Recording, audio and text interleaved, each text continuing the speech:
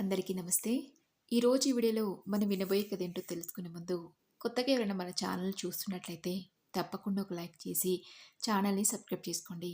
ఇక కథలోకి వెళ్తే, అప్పుడే బయట నుంచి వచ్చిన నాకు అలసటగా అనిపించడంతో వంటగదిలోకి వెళ్ళి కాఫీ కలుపుకొనొచ్చి సోఫాలో కూర్చున్నాను. కాఫీ అలా సిప్ చేశానో లేదో గేట్ శబ్దం వినబడటంతో కూర్చున్న చోటు నుంచి ఎవరా అని బయటికి చూశాను. ఆదిత్య రావడం గమనించి, రా ఆదిత్య, కూర్చో అని చెప్పి ఆఫీస్ నుంచి సరాసరి ఇక్కడికే వచ్చినట్టున్నావు అడిగాను. అందుకు ఆదిత్య, లేదంకుల్, ఈరోజు ఆఫీస్కి వెళ్ళలేదు అన్నాడు. లీవ్ పెట్టావా?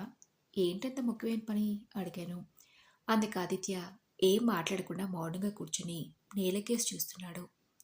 ఆదిత్య అలా ఉండడానికి కారణం ఏంటో నాకు అర్థం కాలేదు.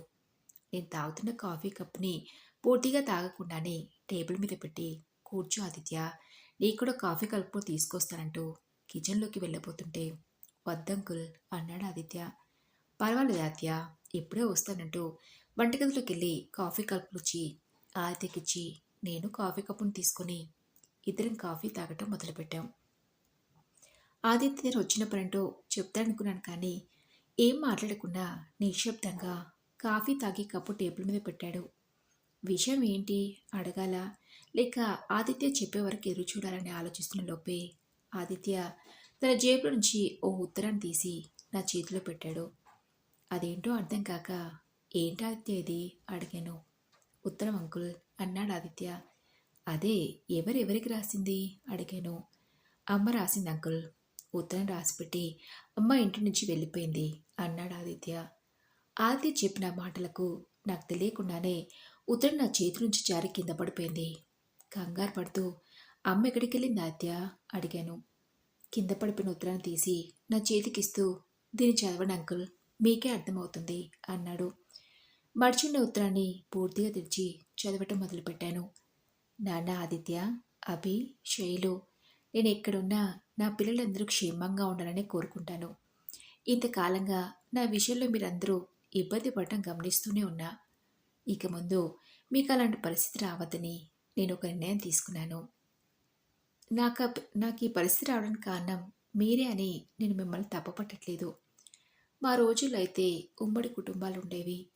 పెద్దవాళ్ళ సలహాతో, సూచనలతో మా జీవితాన్ని చక్కగా మలుచుకునే వాళ్ళం. మీకు అలాంటి వాతావరణం లేకో, చదువు తప్ప మీకు మరేమీ నేర్పించిన మా మూర్ఖత్వం వల్ల మీకు పెద్దవాళ్ళ బాధ్యతను పంచుకోకుండా స్వతంత్రంగా బ్రతకడం అలవాటైంది. దాన్ని నేను తప్పు పట్టట్లేదు. మారుతున్న కాలాన్ని బట్టి మనం మన జీవన విధానాన్ని మార్చుకోవాలి. పక్షి తన పిల్లలకు ఆహారం సేకరించడం నేర్పించి రెక్కలు రాగానే తమ పిల్లల్ని ఎగిరిపోయి స్వతంత్రంగా బ్రతకమంటుంది. కానీ మనం మనుషులం కాబట్టి వాటిలా మనం ఆలోచించలేకపోతున్నాం. అందుకే మీ స్వేచ్ఛకి నేను అడ్డు కాకూడదని ఈ నిర్ణయం తీసుకున్నాను. నాకు తెలిసిన వాళ్ళ ద్వారా ఓ అనాథాశ్రమం గురించి తెలుసుకుని అందులో చేరాలని నిర్ణయించుకుని మీకెవరికీ చెప్పకుండా ఇంటి నుంచి వచ్చేసాను. మీ నాన్న రిటైర్ అయ్యి వచ్చిన ఆ కొద్దిపాటి డబ్బులను నేను ఉండబోయే ఆశవానికి ఇచ్చి నా ఈ చివరి రోజులని నా వయసు వాళ్ళ మధ్య అక్కడే గడప నిర్ణయించుకుని వెళ్ళిపోతున్నాను. అమ్మ శైలు, నాన్న తను సంపాదించిన ఆస్తినంతా ఆ నెలకే ఇచ్చాడని బాధపడ్డావు కదా తల్లి. నా బంగారం మొత్తం. ఇంకా రేపు నేను పోయాక మన పిల్లల్ని నిన్ను ఆదరిస్తారో లేదో, పరిస్థితులు ఎప్పుడూ ఒకేలా ఉండవు కదా అన్నపూర్ణ అని ఓ ఖాళీ స్థలాన్ని కొని దాన్ని నా పేరున రిజిస్ట్రేషన్ చేశారు.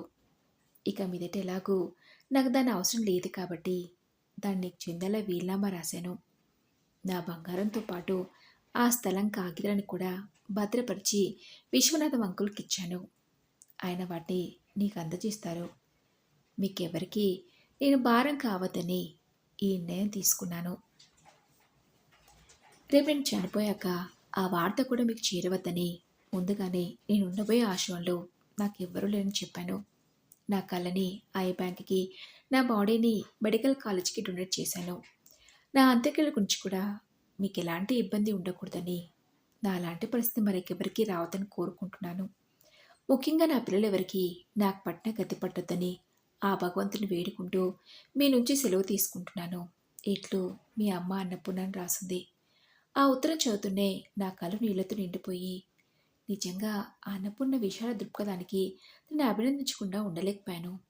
అన్నపూర్ణ ఇంత దారుణమైన నిర్ణయం తీసుకోవడం వెనుక పిల్లల ప్రవర్తన పట్ల తను బాధపడిన తీరు స్పష్టంగా కళ్ళకి కట్టినట్టు కనబడుతుండటంతో అప్రయత్నంగానే నా మనసు 6 నెలల క్రితం జరిగిన దాన్ని గుర్తు చేసుకుంది.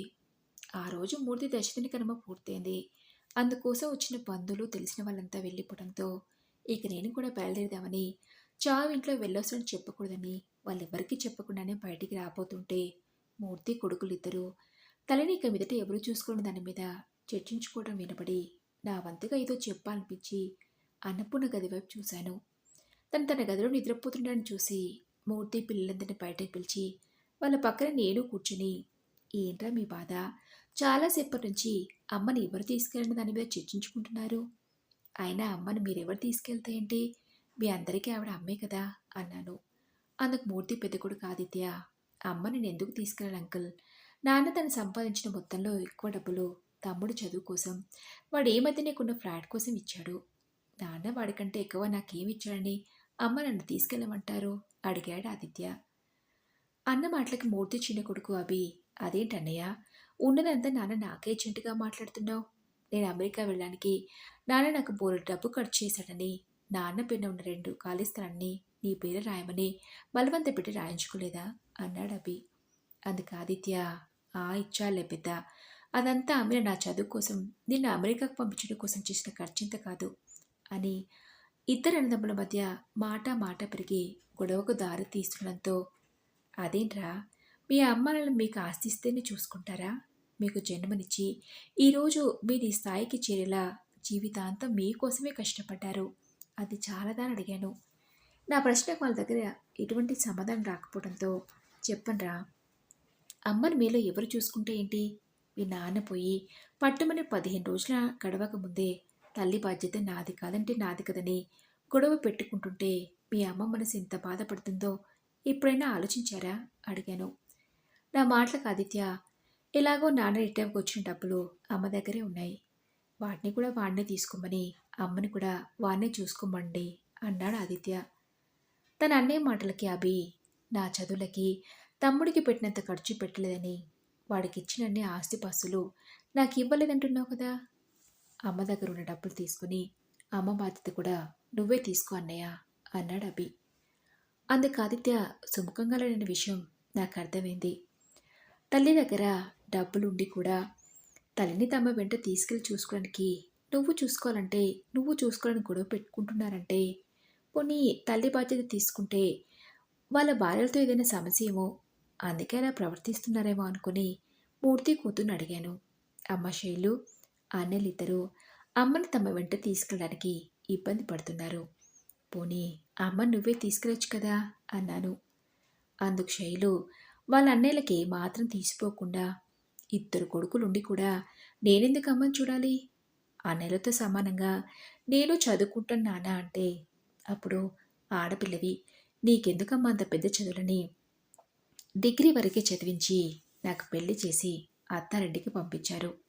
ఆస్తిపాస్తులు ఉన్నత చదువులేమో వాళ్ళకి, అమ్మ బాధ్యతేమో నాకా? నాన్న తన ఆస్తులను అందరికీ సమానంగా పంచిస్తే అప్పుడు అమ్మ బాధ్యత నేను కూడా తీసుకునేదాన్నేమో. కానీ అలాంటిది ఏమీ జరగలేదు కాబట్టి అమ్మ దగ్గర ఉన్న డబ్బును తీసుకుని అమ్మని వాళ్ళని చూసుకోమండి, అవతల నాకు బోలెడు పనులున్నాయి అని చెప్పి శైలు అక్కడి నుంచి వెళ్ళిపోయింది. పెద్దవాడిగా మీ నాన్న ప్రాణ స్నేహితులుగా చెప్తున్నాను. నా మాట మీద మీకు ఏమాత్రం గౌరవం ఉన్నా ఈ వయసులో అమ్మలో ఒంటరిగా వదిలేయకుండా చెరొక నెల రోజులు అమ్మని చూసుకునేలా ఏర్పాట్లు చేసుకోండి. మీరిలా తన గురించి పోట్లాడుకుంటున్నారనే విషయం తెలిస్తే మీ అమ్మ మనసు నొచ్చుకుంటుంది అని చెప్పాను.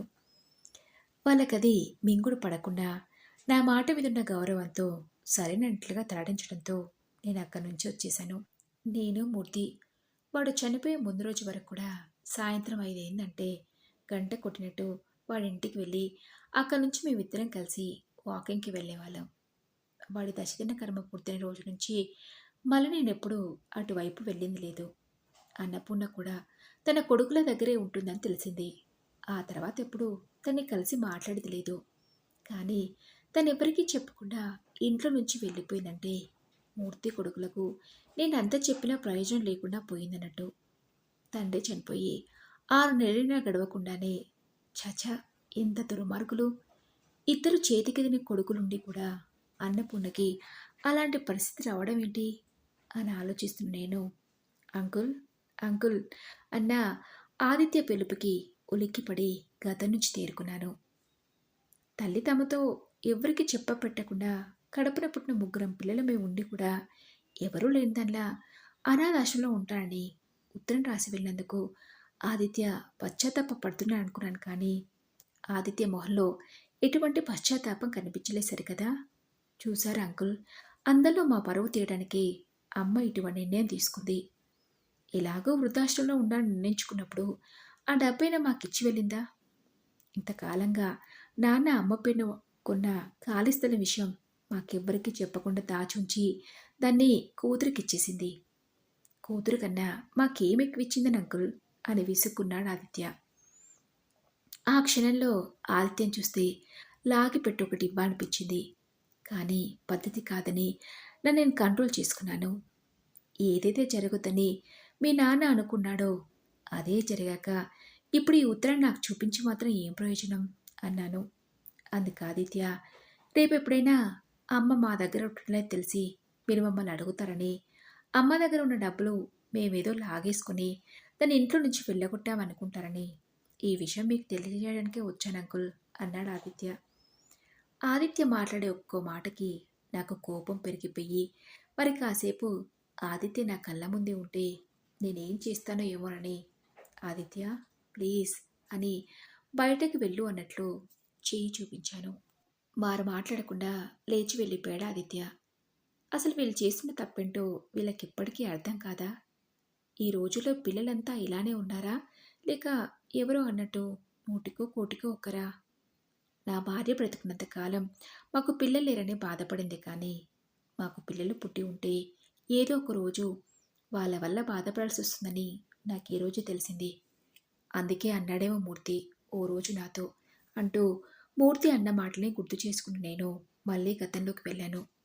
నా పేరు ప్రభాకర్. మూర్తి నేను చిన్ననాటి స్నేహితులం. మేమిద్దరం ఒకే ఊరు వాళ్ళం. కలిసి పెరిగాం, కలిసి చదువుకున్నాం. ఆ తర్వాత ఉద్యోగాలు రావడంతో ఇద్దరం వేరువేరు ఊళ్ళకు వెళ్లాల్సి వచ్చిన సెలవులకి ఊరికి వచ్చినప్పుడు కలుసుకునే వాళ్ళం. మూర్తి భార్య అన్నపూర్ణ, వాళ్ళకి ముగ్గురు సంతానం.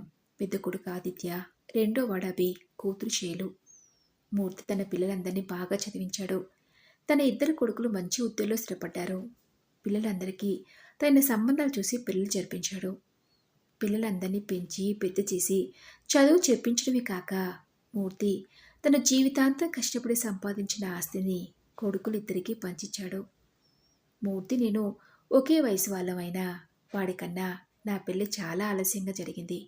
నా భార్య పేరు వసుంధర. మాకు పిల్లలు లేరు. వసుంధర తను ఇంకా ఎప్పటికీ తల్లిని కాలనే విషయం తెలిసి డిప్రెషన్లోకి వెళ్ళింది. ఆ బాధతోనే మంచం పట్టి ఓ రోజు కన్ను మూసింది.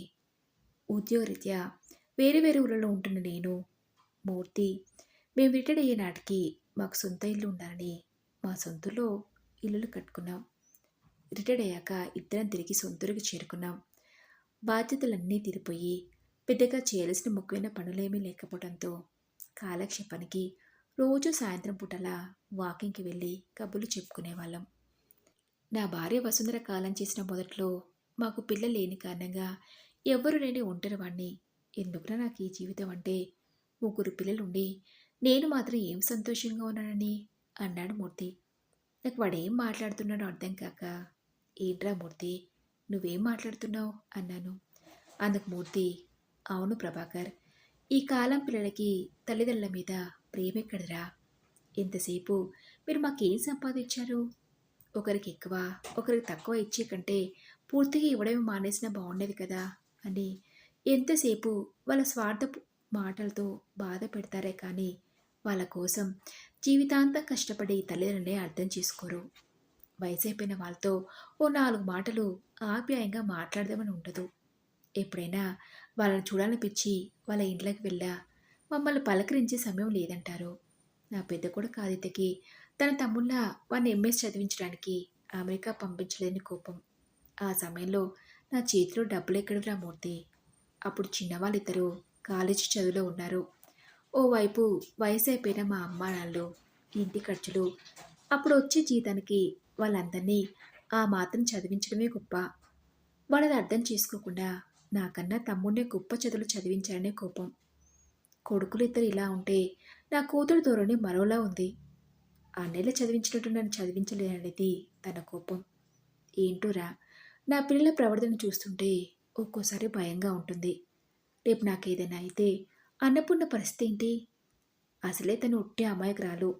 పిల్లలు తన్ని ఆదరిస్తారో లేదో అనే విషయం గుర్తొస్తేనే చాలా భయంగా ఉంటుందిరా. అందుకే తన కోసం ఏదో ఒక ఏర్పాటు చేయాలని అనేవాడు మూర్తి. వాడు అన్నట్లే జరిగింది. ఆ తర్వాత కొంతకాలానికి మూర్తి గుండెపోటుతో కాలం చేశాడు. నేను భార్య పోయి పిల్లలేని ఒంటరి వాడినైతే అన్నపూర్ణ భర్త పోయి పిల్లలున్నా ఒంటరిదైపోయింది. మరి ఇదండి రోజు కథ. ఈ కథపై మీ విలువైన అభిప్రాయాన్ని నాతో కామెంట్ బాక్స్లో షేర్ చేసుకోండి. అలాగే ఈ కథ మీకు నచ్చితే తప్పకుండా ఒక లైక్ చేసి ఛానల్ని సబ్స్క్రైబ్ చేసుకోండి. మరొక మంచి కథతో మళ్ళీ కలుసుకుందాం.